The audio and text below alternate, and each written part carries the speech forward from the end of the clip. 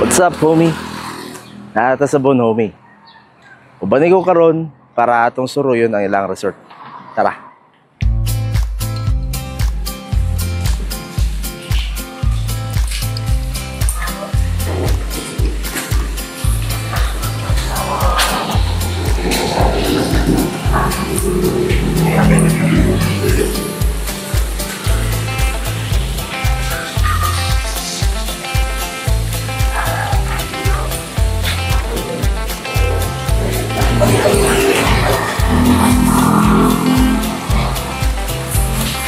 So na sila pool, again sila rooms, affordable rooms, na sila function hall as well.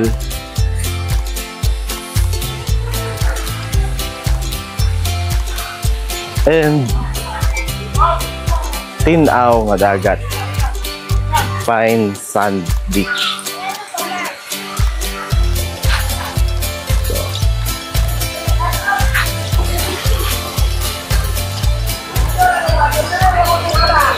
So dagan sila cottage ay na sila yung mga rooms, open cottages.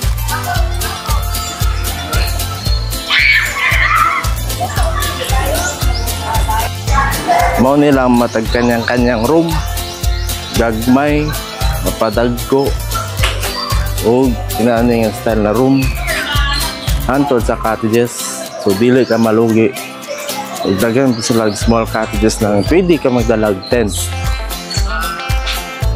And pwede po ang inyong mga pet.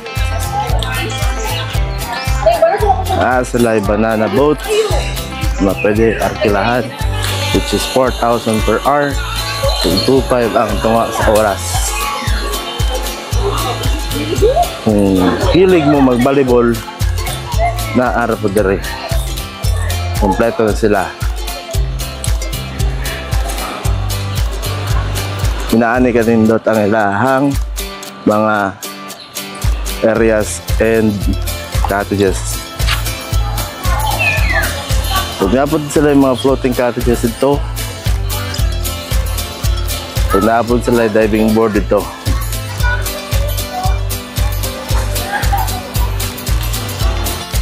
So guys, kung gusto mo mag-accommodate of much bigger room, direta sa lang ginatawag nga villa room. Sa kaon na lang ni sa gamay.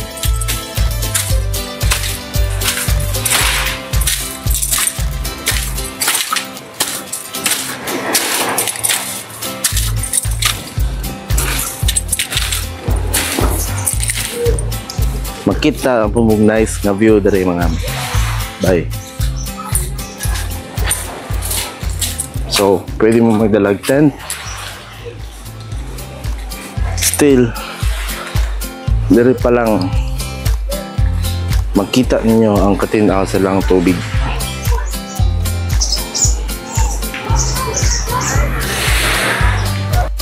So, mao nila mga billiard room.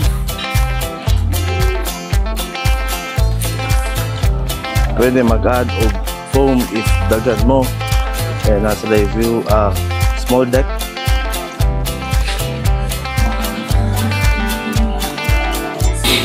And by the way, if mag-avail mo sa ilahang rooms, included na ang entrance fee. So dili na mo magka-problema.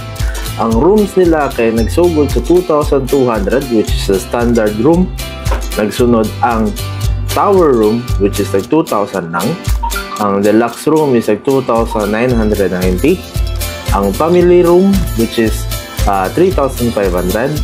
Ang villa room is like 3,500 as well.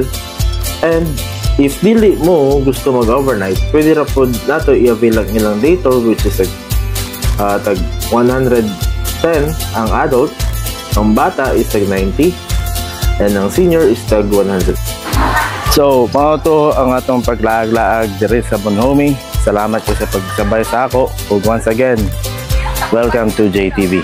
Peace out.